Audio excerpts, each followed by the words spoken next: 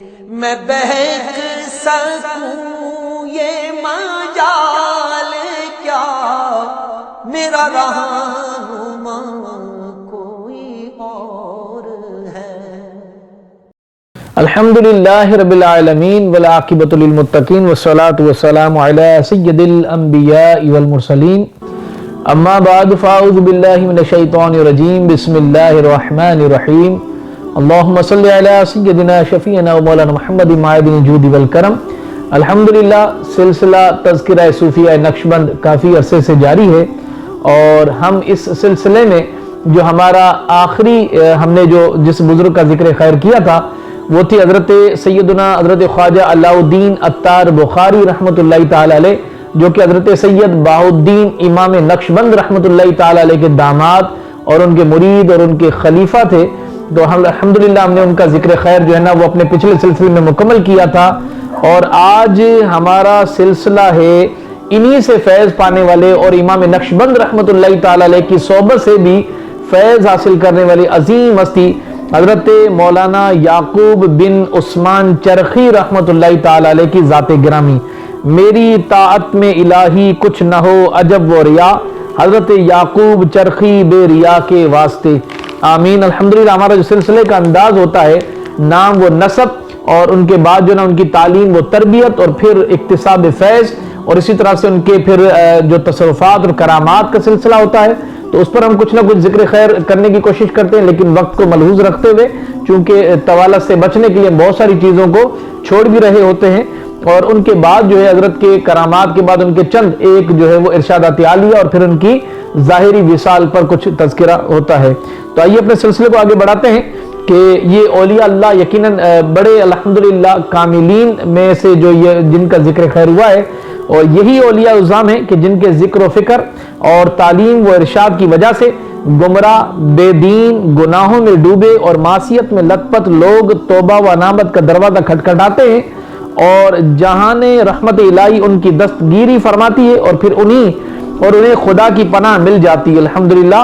انہی محبوبان خدا اور مقبولان بارگاہ الہی سے ایک با عظمت، با کرامت اور با فیض بزرگ حضرت مولانا یعقوب چرخی رحمۃ اللہ تعالی علیہ کا ذکر خیر کرتے ہیں۔ آپ کا نام اور نسبت جو ہے وہ ہے یعقوب، اور والد کا نام عثمان ہے، اور نسب نامہ جو ہے وہ یعقوب بن عثمان بن محمود بن محمد بن محمود الغزنوی ثم الچرخی، اور آپ کا تعلق چرخ نامی گاؤں سے ہے، اس لیے آپ کو چرخی کہا جاتا ہے۔ آپ کی ولادت ریاست غزنی افغانستان کے چرخ نامی دیہات میں تقریباً 762 سنہ ہجری میں ہوئی، اور یوں تو آپ حضرت خواجہ بہاء الدین امام سید بہاء الدین امام نقشبند رحمۃ اللہ تعالی علیہ کے مریدین اور ارشاد اصحاب میں سے ہیں، لیکن حضرت خواجہ کی وفات کی وجہ سے آپ نے حضرت خواجہ علاء الدین عطار بخاری رحمۃ اللہ تعالی علیہ کی صحبت میں رہ کر سلوک کی منازل طے کی، اور پھر آپ ہی سے فیض حاصل کر کے آپ کے خلفاء میں شامل ہو گئے۔ آغاز تعلیم میں آپ ایک لمبی مدت تک جامع ہرات میں رہ کر علمی تشنگی بجھاتے رہے اور جامع علم سے سیراب ہوتے رہے، پھر مزید علوم و فنون کی تحصیل کی خاطر دیار مصر کوچ کر گئے، اور مصر میں شیخ زین الدین خوافی قدس سرہ رحمۃ اللہ تعالی علیہ آپ کے جو استادوں میں شامل ہیں، ہم درس اور ساتھی بھی تھے، دونوں میں محبت و الفت اور اتحاد و اتفاق اور خوشگوار ربط اور تعلق تھا۔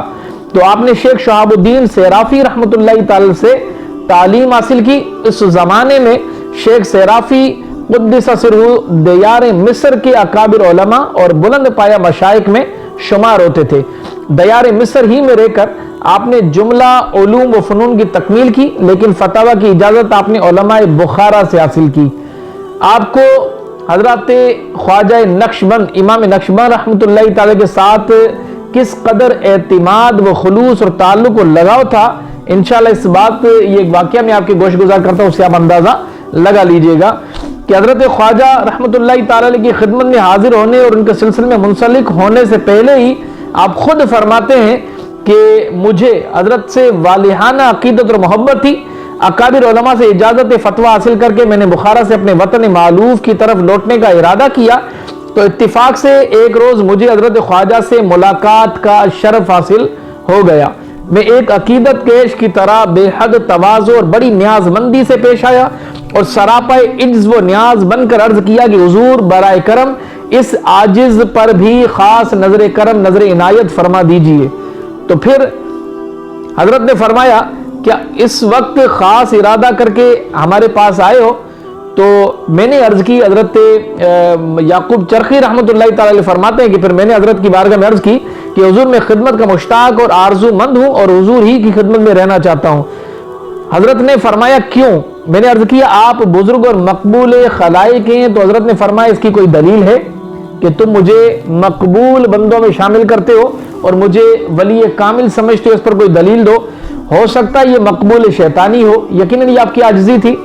میں نے عرض کیا کہ صحیح حدیث میں صراحت کے ساتھ یہ وارد ہے کہ اللہ جل وعلا جب کسی بندے سے محبت فرماتا ہے اس کی محبت مخلوق کے دلوں میں ڈال دیتا ہے۔ یہ سن کر حضرت خواجہ نے مسکراتے ہوئے فرمایا کہ ہم عزیزان ہیں۔ اتنا سننا تھا کہ میری جو حالت تھی وہ غیر ہو گئی، کیونکہ چند روز قبل میں نے خواب میں دیکھ چکا تھا کہ کوئی صاحب مجھ سے فرما رہے ہیں کہ مرید عزیزان شو، یعنی عزیزان سے مرید ہو۔ تو حضرت خواجہ کی زبان اقدس سے عزیزان کا الفاظ جو ہیں وہ سنتے ہی مجھے وہ خواب یاد آ گیا، گویا کہ اس خواب کی تعبیر ہوئی، اور میں نے انتہائی وارفتگی سے حضرت سے گزارش کی کہ حضور اپنی خصوصی توجہ میری جانب مبذول فرمائیں۔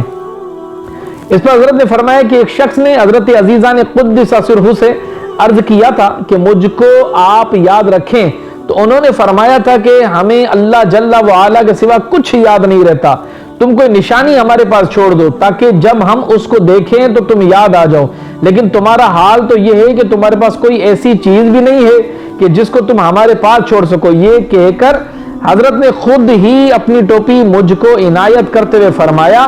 اس کو حفاظت و احتیاط سے رکھو، جب تم اس کو دیکھو گے تو ہم کو یاد کرو گے، اور جب ہمیں یاد کرو گے تو ہماری حضوری میں آ جاؤ گے۔ کمال دیکھیے اللہ والوں کے اختیارات، واقعی جو نہ مانے وہ تو عقل کے اندھے ہیں، اللہ ان کو ہدایت دے کہ فقط ٹوپی تو یہ دینا ایک مطلب ذریعہ اور وسیلہ تھا کہ بس اس سے دیکھ کر میری یاد آئے گی۔ اللہ کا ولی کہتا ہے اور جب میری یاد آئے گی تو تم میری بارگاہ کے اندر حاضر ہو جاؤ گے۔ اس کے بعد فرمایا مولانا تاج الدین سے دشت کولکی میں ضرور ملاقات کرنا، کیونکہ ان کا شمار اولیاء زمانہ میں ہوتا ہے۔ آپ فرماتے ہیں کہ جب حضرت خواجہ نے فرمایا کہ مولانا تاج الدین سے دشت کولکی میں ملاقات کرنا تو میرے دل میں خیال گزرا کہ فی الحال میرا ارادہ تو بلخ جانے کا ہے، پھر وہاں سے اپنے وطن جاؤں گا۔ بلخ کہاں اور دشت کولکی کہاں؟ بہرحال میں حضرت سے رخصت طلب کر کے بلخ روانہ ہوا، لیکن راستے میں اتفاقاً ایسی ضرورت درپیش ہوئی کہ جس کی وجہ سے مجھے دشت کولکی جانا پڑا۔ اس وقت حضرت خواجہ کے ارشاد مجھے یاد آیا، میں حیران و ششدر رہ گیا، چنانچہ یہاں مجھے مولانا تاج الدین کی زیارت اور ملاقات کا شرف بھی حاصل ہو گیا۔ مولانا سے ملاقات کے بعد حضرت خواجہ سے رابط و محبت و عقیدت اور زیادہ ہو گیا۔ یہی وجہ ہے کہ میں دوبارہ حضرت خواجہ سے ملاقات کے لیے واپس بخارا کے لیے چل پڑا، اور میں نے پختہ ارادہ کر لیا کہ میں اس بار میں حضرت خواجہ کے دست حق پرست پر ضرور بیعت ہو جاؤں گا۔ آپ فرماتے ہیں کہ بخارا میں ایک مجذوب تھا، حضرت یعقوب چرخی فرماتے ہیں کہ بخارا میں ایک مجذوب تھا کہ مجھ سے بے پناہ میں محبت اور عقیدت رکھا کرتا تھا۔ آتے وقت میں نے اسے سر راہ بیٹھ کر دیکھا اور پوچھا کہ کیا میں حضرت خواجہ کی خدمت میں جاؤں، اور تو پھر حضرت وہ جو مجذوب تھا اس نے حضرت یعقوب چرخی کو کہا کہ جلد جاؤ اور اس میں دیر نہ کرو، اور پھر وہ جو مست تھا، مجذوب تھا، ظاہراً وہ کامل تھا، اور جس سے حضرت یعقوب چرخی محبت کرے اندازہ کیجیے کہ وہ اللہ کا کیسا ولی ہوگا۔ اس نے زمین پر جو ہے نا وہ چند لکیریں کھینچنا چاہیں، تو حضرت یعقوب چرخی رحمۃ اللہ تعالی فرماتے ہیں کہ دل میں نے ارادہ کیا کہ ان جو لکیریں اس مجذوب نے جو زمین پر کھینچی ہیں میں اسے گنوں گا، اگر یہ طاق ہوئی تو پھر میں یوں سمجھوں گا کہ گویا کہ اس حضرت کی جانب سے حضرت امام نقشبند کی بارگاہ میں جانے کا مجھے اشارہ اور مجتہ مل گیا، اور اگر یہ طاق عدد میں نہ ہوگا تو پھر اس پر میں کچھ نہ کچھ سوچنے پر مجبور ہو جاؤں گا۔ تو لکیریں جب میں نے گنی تو وہ طاق ہی تھی، کیونکہ اللہ تبارک و تعالی واحد ہے اور واحد کو پسند فرماتا ہے اور واحد طاق عدد ہے۔ تو حضرت پھر آپ نے جن لکیروں کو جب شمار کیا تو وہ طاق ہی نکلی، لہٰذا آپ فرماتے ہیں کہ میں مکمل یقین و اشتیاق کے ساتھ حضرت کی خدمت میں حاضر ہو گیا، حضرت سے اپنا ارادہ ظاہر کر دیا۔ جن